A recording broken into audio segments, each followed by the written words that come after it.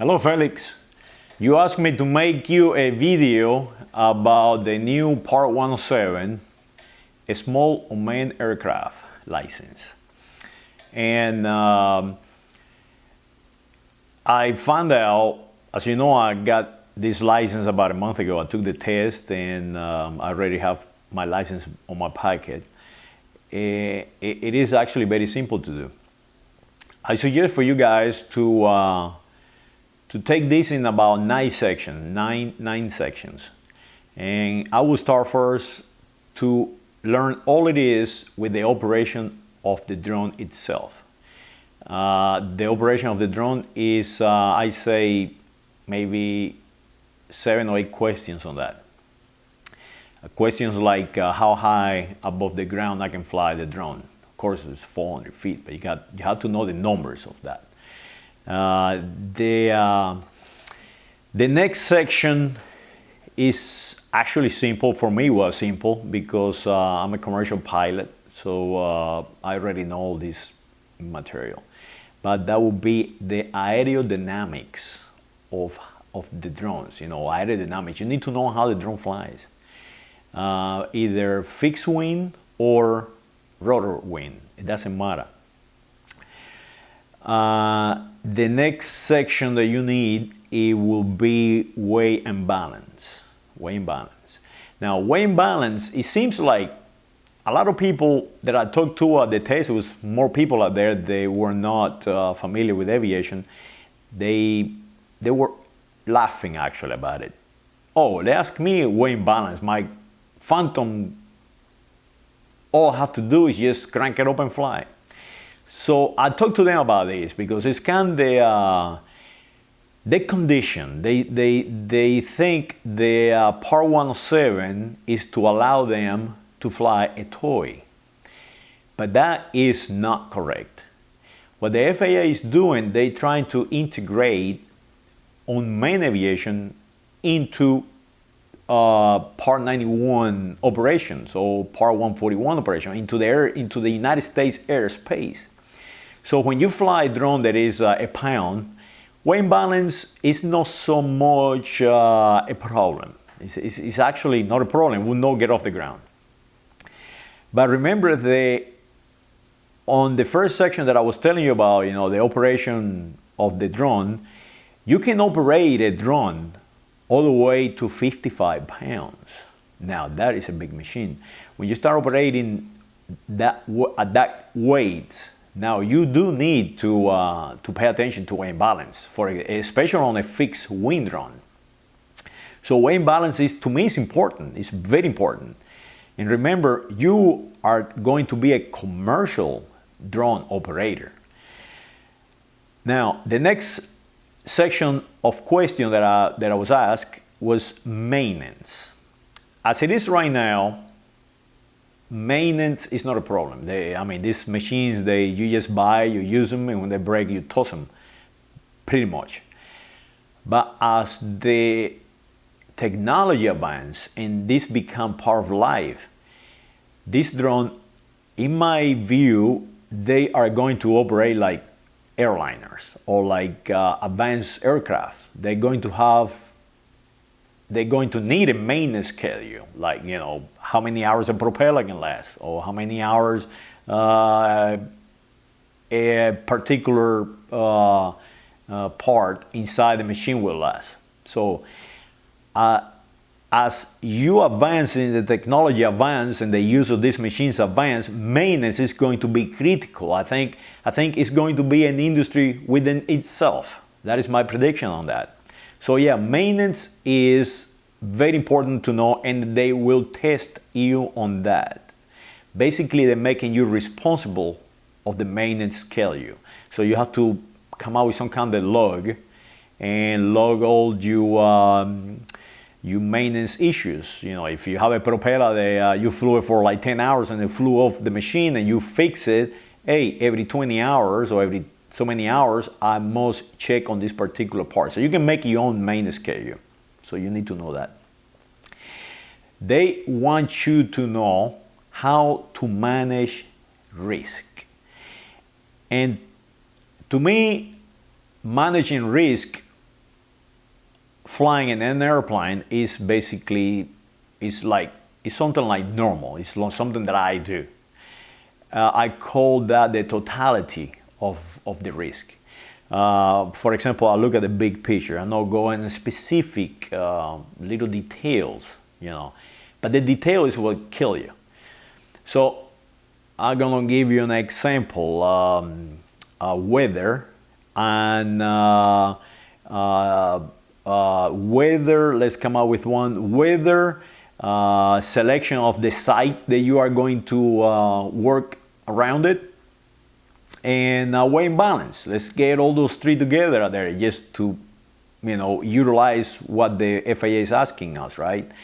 Let's say we are operating around a tower and we want to take photos or what have you of this tower, the top of the tower. Let's say there is a 300-foot tower.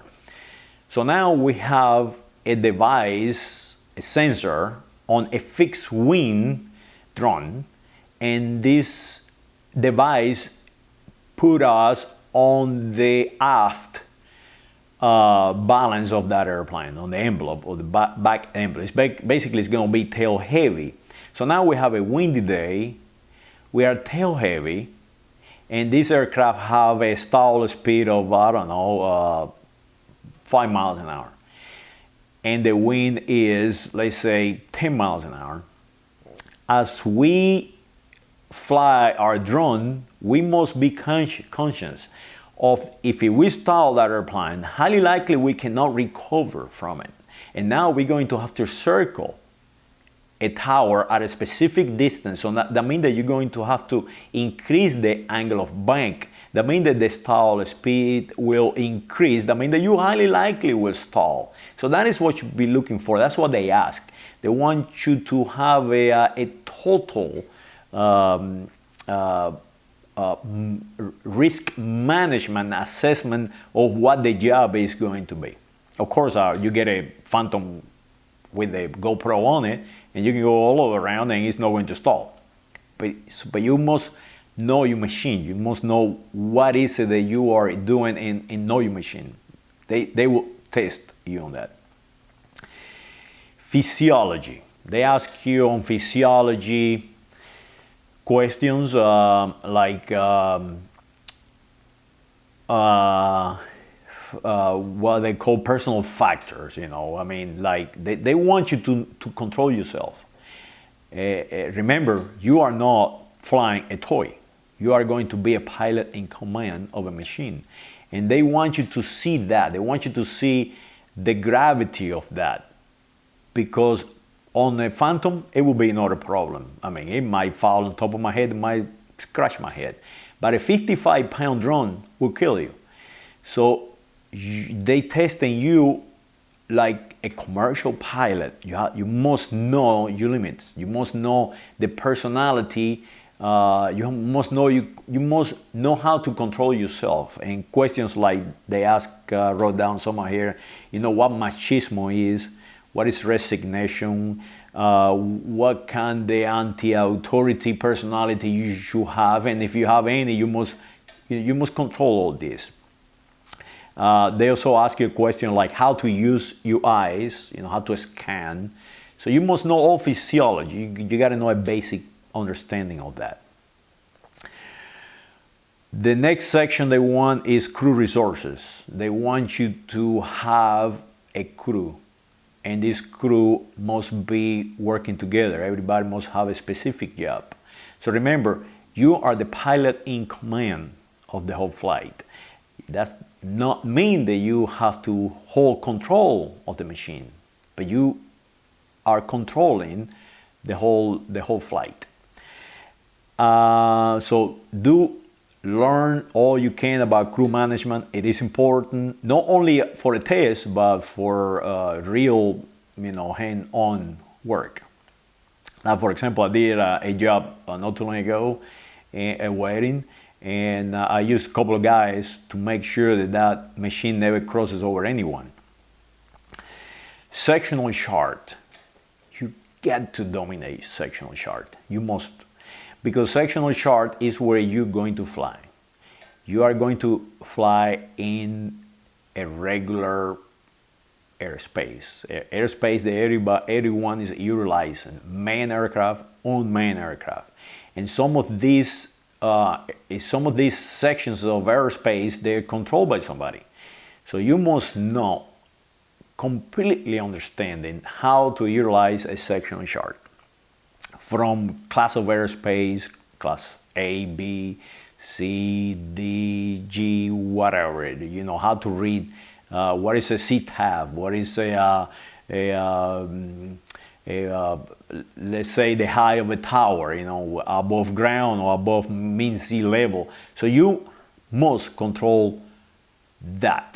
Restricted areas, MOAs, Victor Airways. So if you control the chart, if you can learn how to read a chart, I say you're gonna have this test like no problem. You're gonna pass it. Now, weather. They want you to know weather, and I think as a pilot you must know weather. You're going to be the PIC, the pilot in command, and you must know weather because that is where you're going to fly. As a main pilot, weather is what hurt a lot of people. To me, weather is what, if I ever will be involved in an accident, it's going to be because of weather, because I have no control of that. It can change, and sometimes I have, so far in my 30 years that I've been flying, over 30 years, never have any issue with weather, but I've been close. So you need to know how to read weather. You know, they want you to know how to read weather. They want you to know how to read METARs, TAF, and know the aviation weather basics. Now, you will have like 4 questions on that alone. So you must know this. You must know how to read weather, METAR, TAF, and so on. You must know what a CB means, or Charlie Bravo means. It means cumulus nimbus. You got to know what a cumulus nimbus is. You got to know, if you look at the skies and you see a lot of cumulus nimbus all spread around, you know that is instability, or a symptom of instability in the air masses. I mean, you're going to have turbulence. You might have a 55-pound drone filming a building, and you might get a gust of wind and crash into the building. So you must know all this to assess your risk management. And that's the key. They want you to assess risk. And other than that, that is just basically it. Well, I hope you enjoyed. Bye.